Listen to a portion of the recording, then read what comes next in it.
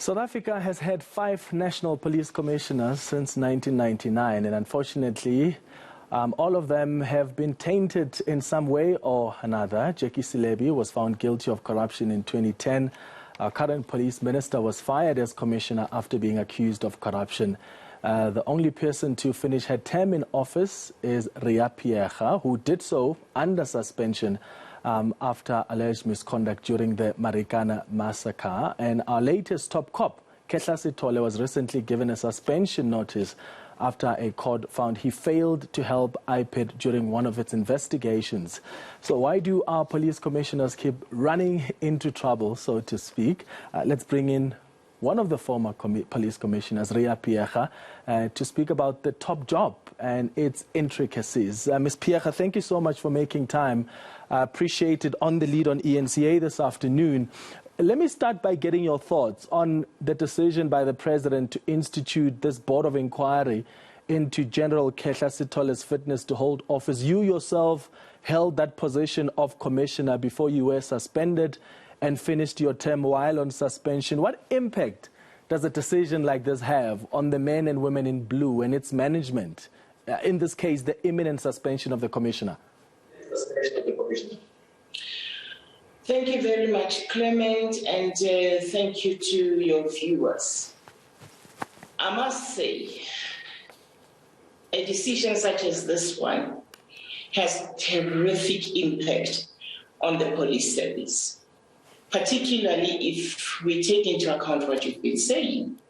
We've had a series of stop-starts in terms of the leadership of the police service, and I believe it's about time that that issue is given attention. There is no way that a service that is looking at delivering services to the citizens of this country can be expected to be able to do so with this massive, incessant, non-stopping destabilization. Yeah. Are we ever going to get to a stage where we have a stable SAPs, no dysfunction, a commissioner that works well with the police minister, and everyone just does their jobs? Because when there's at least harmony between the two, that limits the tensions and the fights. Look, I must say the police service is troubled. And for me, I think to get there, we need serious resolve, politically, nationally, about what we want out of the police service. We can ill afford to be anecdotal about what we're wanting out of the police service. Looking for, we here and there discuss the outcome in terms of crime statistics, discuss the outcomes in terms of this and that. We need to look at this whole thing holistically. And I believe there are other institutions that we can look up to, and to me, something comes into mind almost immediately. If you think of SAPs, it is given the necessary independence, the necessary support, the leadership is able to do what they are doing. There is good harmonized coordination and cooperation with the ministries that lead that function. Why can't that be happening to the police service? You can look at the AG, you can look at the NPA. There is much, much more that needs to be done to actually buttress what the police service is doing. And what challenges did you face specifically when you are talking about these reforms and the need for independence on the part of the National Police Commissioner? Were you given that space as commissioner to be independent? And how was your relationship with your political principal in the form of a police minister? Because that's the tension that often exists between the two offices. It is common course in this country. And just taking into account the recent forum that was being formed of Director Generals, the administrative political interface is very troubled. Every time a new minister comes into a department, there is a shaking in terms of the administrative leadership of that particular department. That has been the same with the police service. And I think until we get into a space where we are not in a perpetual state platform as a public service, as departments, because when a new minister comes in, it's as if there was never a minister in the department. There is a whole set of new things that are being started, and the leadership is shaken. And I think that's what the police have been suffering.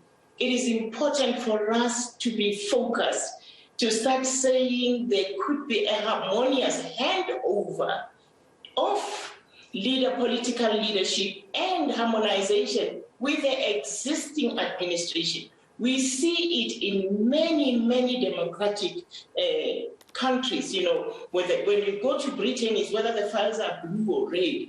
Continuation is the motto of the day. With us, we are perpetually starting. We are never able to harvest on the investment that we are making in terms of resources. So it's important that we start looking at how to destabilize and harmonize the administrative political interface. Those Chinese walls, if I may call them, should be strengthened so that the administration can be able to do its job and the political platform does what they're supposed to be doing. The other issue that I would like to mention is that, you know, when you're a national commissioner, when everything goes wrong, there is all the noise that you will hear, and we forget that the national commissioner does not work alone.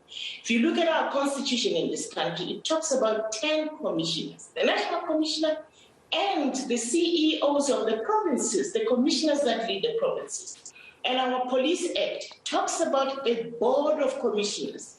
Those 10 commissioners are in their hands holding the responsibility and duty for ensuring that the citizens of this country are safe. So when we talk about holding people accountable, we should look at that collective, because the collective are actually the leaders in terms of operations of police. And I think it is important that we start clearly delineating what is the role of a minister in the political agenda and the strategic agenda of the department. What is the role of a national commissioner in terms of leading operations? Very, very crucial. The other issue that I will also mention is the fact that we need to strengthen what I would call the production house. The police station is the production house together with the cluster. As we look at strengthening the leadership, we must look at how we are devolving real operational powers at a local level so that the station commander, together with the cluster commander who's responsible for a broader set of stations, have the necessary resources, the powers, the capacity, the political, the operational support to deal with crime, because crime is local.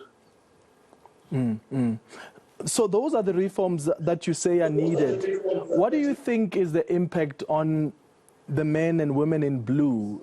Because when there is that instability at the top level of the SAPs, whether you like it or not, that affects the morale on the ground. And of course, this is not to say that when the president or the minister is not satisfied with the performance of a police commissioner, then they must just be kept at their jobs. I mean, Ketla Sithole is accused of being in breach of his duties. You were found to not to be fit and proper for your office. You've got others, police commissioners who were found guilty of corruption.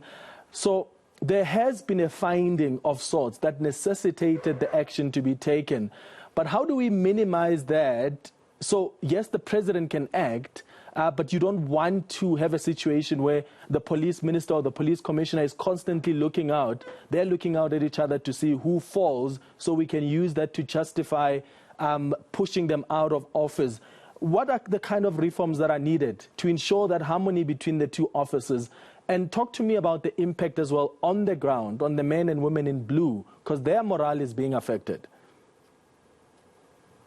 Quite a number. Firstly, I'll just say, shield the police service from politics.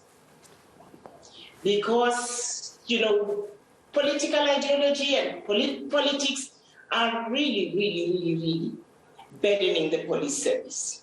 Some want the police management to be provincialized. Some want other things, and the men and women in blue become the ball that is kicked around. So, number one, I would say shield the service from politics.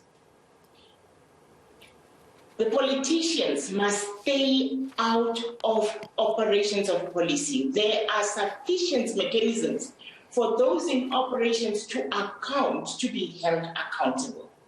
And I am not by saying so that there should be laissez-faire, people should do as they please. Police must still account and make sure that they use the platforms that they have to account to the minister, to account to cabinet, to account to parliament, to account to the public, to account to the AG in terms of their use of resources. So that must still take place. But let operations be clear.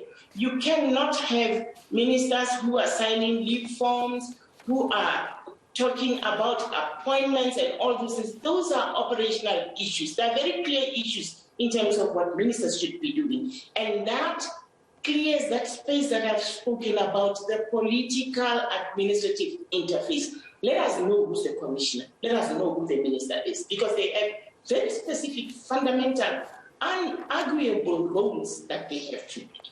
Yeah. And then I also think it is important to ensure that we look at other similar functions. You know, in the army, I think there is a little bit of stability. In the NPA, there's stability. In the police force, I don't know what is happening. That is a poison chalice. Yeah. As we wrap up, Ms. Phiyega, what do you say to people that are skeptical of hearing you talk about these needs for reforms, given the reasons for your suspension? So people who will say, why must I listen to Ms. Phiyega? Tell me about the need to reform the police.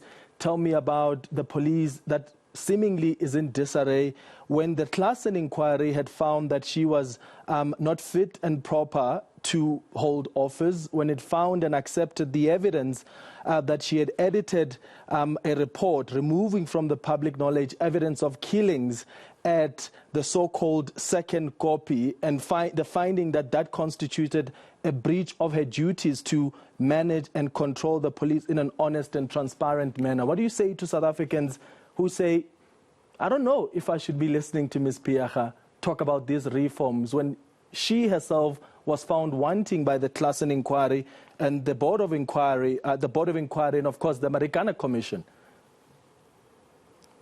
Clement, you would know that those very findings, I am in court challenging those findings, because even the inquiry for my own disciplinary found that I did not lie to the commission. And I tell you, and I tell the people that are listening, that I never lied under oath to the commission.